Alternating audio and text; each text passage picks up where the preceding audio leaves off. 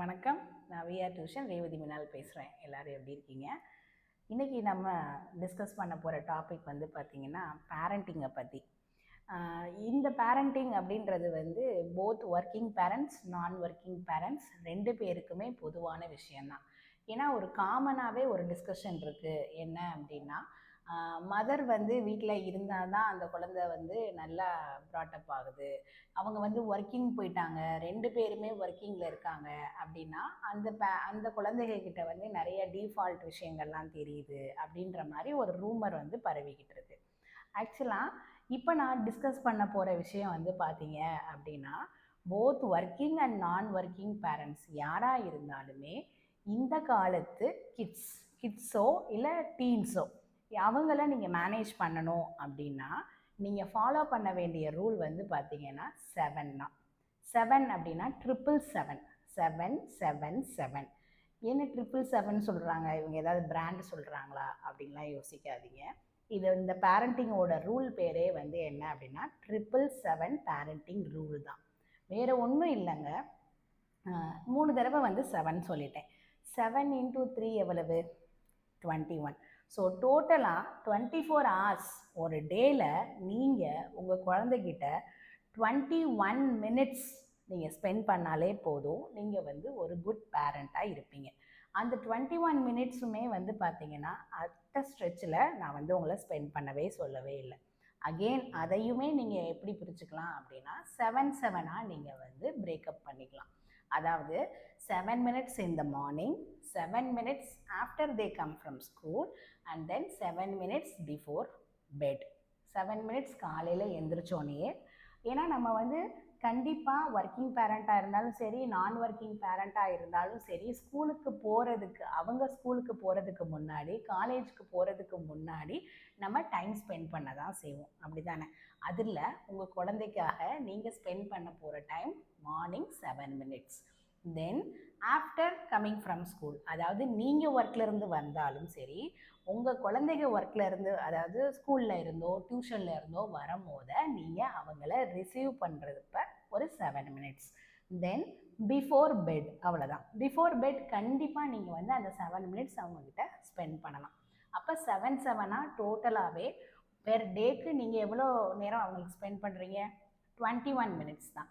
இந்த 21 minutesம் நான் உங்களை எப்படி ஸ்பெண்ட் பண்ண சொல்கிறேன் அப்படின்றத மட்டும் நீங்கள் உங்களுடைய வாழ்க்கையில் இம்ப்ளிமெண்ட் பண்ணீங்க அப்படின்னா நீங்கள் அந்த இடத்துல வந்து குட் பேரண்ட் தான். என்ன அப்படின்னா, இப்போ அந்த 21 minutes அப்படின்றப்போ நீங்களும் சரி, உங்கள் குழந்தைகளும் சரி, அவங்க கையிலையும் கேஜெட்ஸ் இருக்கக்கூடாது, உங்ககிட்டையும் மொபைல் ஃபோன் இருக்கக்கூடாது. இப்போ மார்னிங் நம்ம வந்து கிளம்பிக்கிட்டு இருக்கும் போதே அவங்கக்கிட்ட நீங்கள் ஒரு 7 minutes நான் வந்து உங்ககிட்ட பேச போகிறேன் அப்படிலாம் சொன்னீங்கன்னாலாம் அவங்க வந்து உங்ககிட்ட உட்காந்தெல்லாம் பேச மாட்டாங்க. அப்படி உட்காந்து பேசுகிற பிள்ளைகள் இருந்தால் தான் நம்மளுக்கு பிரச்சனையே இல்லையே. யாருமே அந்த மாதிரிலாம் இப்போ உட்காந்து பேசுகிறதுலாம் இல்லை. நம்மளுக்குமே காலையில் அவசரமாக அவங்கள ஸ்கூலுக்கு கிளப்புறதுக்கோ காலேஜுக்கு கிளப்புறதுக்கோ நம்மளுக்குமே டென்ஷனாக தான் இருக்கும். பட் இந்த டைமில் கூட நீங்கள் என்ன பண்ணுங்க, இன்றைக்கி ஸ்கூலில் என்ன நடக்குது, இன்றைக்கி உனக்கு எதுவும் டெஸ்ட் இருக்கா, இன்றைக்கி ஹோம்ஒர்க்ஸ்லாம் நீ கம்ப்ளீட் பண்ணிட்டியா, இல்லை நீங்கள் வந்து இன்னும் ஃப்ரெண்ட்லி டாக்காக நீங்கள் பண்ணலாம். எஜுகேஷன் ஓரியன்டாக தான் பண்ணணும்னு கூட அவசியம் இல்லை.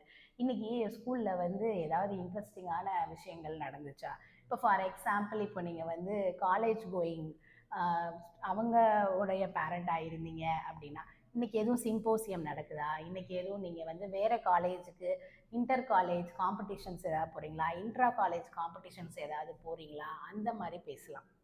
இப்போ ஸ்கூல் கோயிங் சில்ட்ரனாக இருந்தாங்க அப்படின்னா, ஏன் அந்த ஸ்கூலில் நான் கேள்விப்பட்டேன் மேக்ஸ் கிளப் நடந்துச்சு, சயின்ஸ் கிளப் நடந்துச்சுலாம் சொல்கிறாங்க, இந்த மாதிரி ஏதாவது உங்களுக்கு ஆக்டிவிட்டீஸ் இருந்தால் நீ சேருப்பா, உனக்கு நான் சப்போர்ட் பண்ணுறேன் அப்படின்னு மாதிரி சொன்னால் அப்போ தான் அந்த குழந்தை வந்து என்ன பண்ணும், யோசிக்கவே ஆரம்பிக்கும். ஓ, இதெல்லாம் அம்மாவுக்கு தெரியுமா, இதெல்லாம் அப்பாவுக்கு தெரியுமா, இதெல்லாம் அவங்ககிட்ட பேசலாமா அப்படின்னு ஃபஸ்ட்டு யோசிப்பாங்க.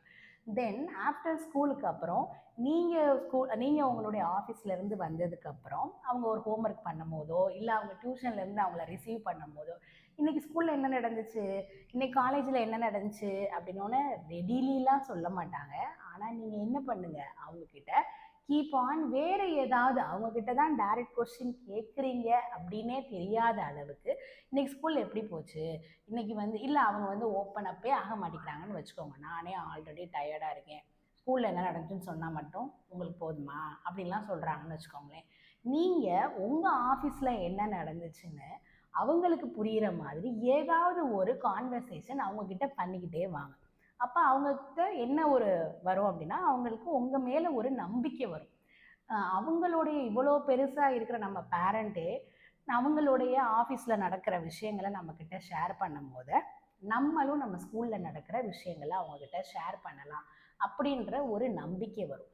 தென் ஆஃப்டர் டின்னருக்கு அப்புறம் நீங்கள் படுக்க போகும்போது, என்னப்பா ஸ்கூல் ஹோம்ஒர்க்லாம் முடிச்சிட்டியா, இல்லை ஏதாவது இன்கம்ப்ளீட்லாம் வச்சுருந்தேன்னா முடிச்சிரு, கொஞ்சம் கொஞ்சமாக முடிச்சிரு, இன்றைக்கி ஸ்கூலில் இது நடந்துச்சு அது நடந்துச்சு அப்படின்னு கொஞ்சம் கொஞ்சமாக மார்னிங் நீங்கள் ஏற்படுத்துகிற நம்பிக்கையும், ஆஃப்டர் ஸ்கூல்லேருந்து அவங்க ரிசீவ் பண்ணதுக்கப்புறம் நீங்கள் ஏற்படுத்துகிற நம்பிக்கையும் நைட் என்ன ஆகும், ரிஃப்ளெக்ட் ஆகும்.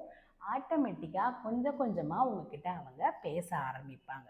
ஏன் இந்த 7 ரூல்ஸ் அப்படின்னு அந்த 21 மினிட்ஸ் ஏன் ஸ்பெண்ட் பண்ணணும் அப்படின்னு நான் சொல்கிறேன்னா, இப்போ இருக்க காலகட்டத்தில் நம்மளோட குழந்தைங்க எப்போ வந்து டைவர்ட் ஆகுறாங்க, எப்போ வந்து ஒரு டிசிப்ளினில் இருந்து அவங்க அதாவது என்ன சொல்கிறேன்னா அந்த டிசிப்ளின்லேருந்து கடைப்பிடிக்காமல் எப்போ அதுலேருந்து டைவர்ட் ஆகுறாங்கன்னே நம்ம கண்ணு முன்னாடி இருக்கும் போதே நம்ம அதை மிஸ் பண்ணிடுறோம். ஆனால் அவங்கக்கிட்ட நீங்கள் அதை பேசும்போது கண்டிப்பாக நீங்கள் வந்து எஜுகேஷன் இதில் நீங்கள் வந்து ப்ராப்பராக உங்களோட குழந்தை எக்ஸலண்ட்டாக இருக்காங்களா இல்லையான்னு நீங்கள் பார்க்குறத விட அவங்க டிசிப்ளினில் 100% கரெக்டாக இருக்கிறாங்களா, அவங்களோட ஃப்ரெண்ட்ஸ் லெவல்ஸ்லாம் எப்படி இருக்குது அப்படின்லாம் வந்து உங்களுக்கு ஒரு ஐடியா கிடச்சிரும். நீ ஃபர்தர் வீடியோஸ்லேயும் இது மாதிரி பேரண்டிங் ரூல்ஸ் பற்றி நம்ம பேசுவோம். நீங்களும் உங்களுடைய டெய்லி லைஃப்பில் இந்த 7 21 மினிட்ஸ் வந்து உங்கள் குழந்தைக்கு நீங்கள் ஸ்பெண்ட் பண்ணுங்கள். தேங்க்யூ.